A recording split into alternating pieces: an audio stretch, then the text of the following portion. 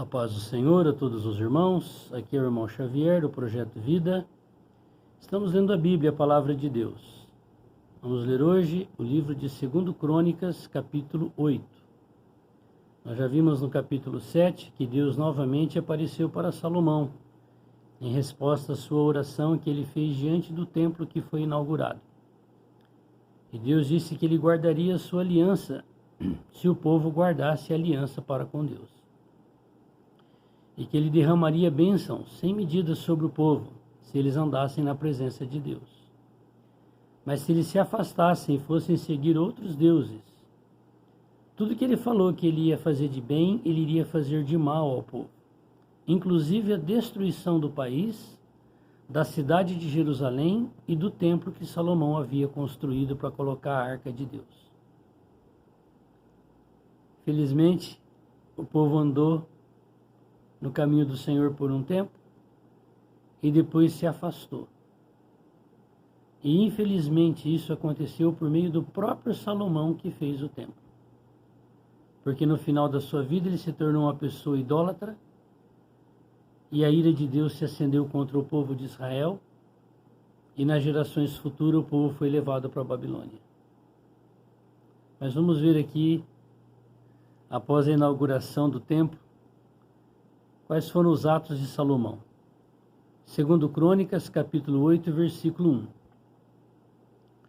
E sucedeu ao cabo de 20 anos, nos quais Salomão edificou a casa do Senhor e a sua própria casa, que Salomão edificou as cidades que Irão lhe tinha dado, e fez habitar nela os filhos de Israel. Depois foi Salomão a Ramote-Zoba e a tomou. Também edificou a Tadmor no deserto e todas as cidades das munições que edificou em Ramate. Edificou também a alta Bet-Oron e a baixa Bet-Oron, cidades fortes com muros, portas e ferrolhos. Como também a Baalate e todas as cidades das munições que Salomão tinha, e todas as cidades dos carros e as cidades dos cavaleiros, e tudo conforme o seu desejo, Salomão quis edificar em Jerusalém e no Líbano, e em toda a terra do seu domínio. Então Deus fez Salomão prosperar em todos os seus projetos que como rei ele desejava fazer. Ele edificou várias cidades, preparou o seu exército, a sua cavalaria, a sua infantaria e distribuiu da maneira que ele achou mais estratégica no país de Israel. Quanto ao povo que tinha ficado dos heteus, dos amorreus, dos fariseus, dos heveus, dos jebuseus, que não eram de Israel, por que ficaram? Porque o povo de Israel não obedeceu à palavra de Deus cabalmente quando eles entraram na terra prometida. Que o Senhor disse que era para exterminar aquelas nações, totalmente. Por quê? Porque eles eram invocadores de anjos, de espíritos imundos, de demônios. Eles adoravam imagens de escultura, praticavam todo tipo de fornicação, de pecados sexuais. Eles pegavam seus próprios filhos e sacrificavam em adoração aos seus ídolos, suas imagens de escultura. Mas infelizmente eles deixaram um pouco desse pessoal. E isso trouxe maldição para o povo de Israel. A seus filhos que ficaram depois deles na terra, os quais os filhos de Israel não destruíram, Salomão os fez tributários até o dia de hoje. Porém, dos filhos de Israel, de quem Salomão não fez servos para a sua obra, mas eram homens de guerra, chefe dos seus capitães e chefe dos seus carros e dos seus cavaleiros, estes, pois, eram os chefes dos oficiais que o rei Salomão tinha, 250 que presidiam sobre o povo. E Salomão fez subir a filha de Faraó da cidade de Davi, para a casa que ele tinha edificado, porque disse: minha mulher não morará na casa de Davi, rei de Israel, porquanto santos são os lugares nos quais entrou a arca do Senhor. Que começou a derrota de Salomão. Está registrado aqui que ele se casou com a filha de Faraó. E Deus havia dito para o povo de Israel que o povo de Israel não poderia tomar mulheres nem esposos para si fora do povo de Israel, das 12 tribos de Israel. O que Salomão fez? Fez um acordo político com um país distante chamado Egito, aonde os filhos de Israel lá serviram como escravos por 450 anos. Foram oprimidos pelo faraó que não conheceu José. Deus os libertou daquele lugar e o exército de Faraó ainda perseguiu o povo de Israel. E o rei do Egito, Faraó, com todo o seu exército, pereceram nas águas do Mar Vermelho porque Deus os matou. E o Senhor disse para o povo: nunca mais vocês voltarão pelo caminho que vocês veio. Nunca mais voltem ao Egito. E o rei de Israel, Salomão, o que ele fez? Foi lá buscar uma princesa, filha de Faraó. Essa foi a desgraça de Salomão. Ele não obedeceu à palavra de Deus. Então Salomão ofereceu holocaustos ao Senhor sobre o altar do Senhor que tinha edificado diante do pórtico. E isso segundo o dever de cada dia, oferecendo segundo o preceito de Moisés nos sábados e nas luas novas, nas solenidades 3 vezes no ano, na festa dos pães asmos, nas festas das semanas e nas festas das tendas. Então veja que o serviço do sacrifício aqui estava correto, em ordem, em dia. Mas o Senhor mesmo já disse na sua palavra que o obedecer é melhor do que o sacrificar. Salomão estava fazendo sacrifícios ao Senhor. Só no dia da inauguração do templo foram mais de 1000 holocaustos que ele ofereceu para o Senhor. Mas e a obediência à palavra de Deus com respeito àquilo que Deus havia falado para o povo? Ele foi o primeiro a desobedecer. Tomaram uma mulher que não era do povo de Israel e o colocou como princesa, edificou um palácio para ela lá em Jerusalém. Mas foi só a mulher foi só a filha do faraó? Não. 300 mulheres, 700 concubinas, as princesas de todos os povos, eram oferecidas a Salomão para ser suas esposas pelos reis que ofereciam suas filhas para Salomão. E Salomão, iludido com os prazeres da carne, recebia esses dotes. E estas mulheres corromperam o coração de Salomão, porque elas induziram Salomão, além das casas que fazia para cada uma, fazer templos de adoração às imagens de esculturas dos deuses falsos das nações da onde elas vinham. E não só isso. Elas induziram Salomão a adorar as imagens. E essa foi a desgraça de Salomão. E a desgraça de todo o povo de Israel. Porque a maldição de Deus foi caindo lentamente, até que o povo de Israel foi exterminado pelo rei da Síria, Tiglat-Pileser, e pelo rei Nabucodonosor, rei da Babilônia. E tudo se deu em nada.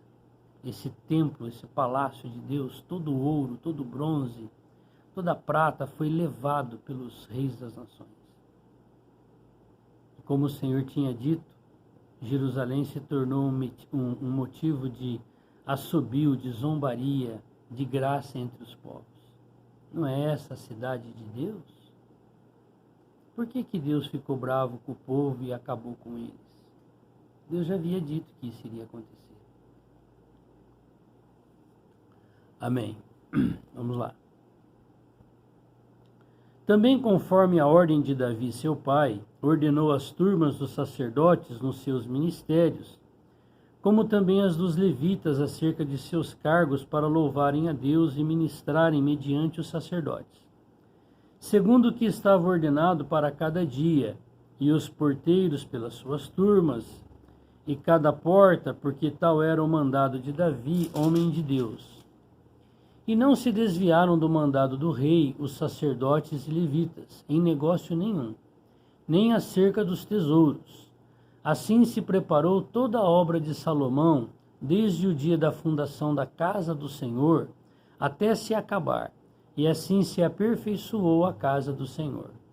Então foi Salomão a Ezião-Geber e a Elate, e à praia do mar, na terra de Edom, e enviou-lhe Irão por mão de seus servos, navio e servos práticos do mar, e foram com os servos de Salomão a Ofir, e tomaram de lá 450 talentos de ouro, e os trouxeram ao rei Salomão. Que o Senhor tenha misericórdia de nós. O Senhor disse na sua palavra que Deus é sim, sim e não, não. O que passar disso vem do diabo, de Satanás. Então nós precisamos temer e tremer diante de Deus, da sua palavra. Não tomar o nome do Senhor, Deus Todo-Poderoso, em vão. Não desobedecer a sua palavra. O Senhor disse que a nossa vida humana aqui é como uma sombra, como uma nuvem, que vem e vai. Cadê o Salomão? Morreu. Cadê as suas 300 mulheres? São ossos secos. Cadê as 700 concubinas? Cadê a filha do faraó? Cadê as princesas que ele desposou? Então o Senhor diz na sua palavra assim, nos Salmos, Davi fala, Senhor, ensina-nos a contar os nossos dias. Ou conta, Senhor, os nossos dias na tua presença. Porque um dia na tua presença são como 1000 anos. Então, se nós jogarmos fora a nossa vida humana, desobedecendo a palavra de Deus, talvez você não saiba que hoje vai ser o seu último dia na face da terra, ou o meu último dia. E aí?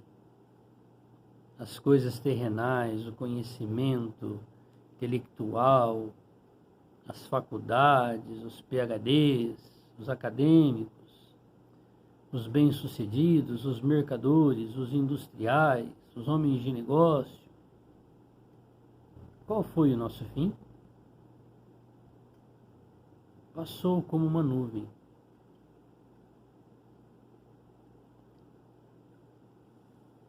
Esses dias eu nasci da minha mãe, e já faz 55. O Senhor levou a minha mãe e ela tinha 55.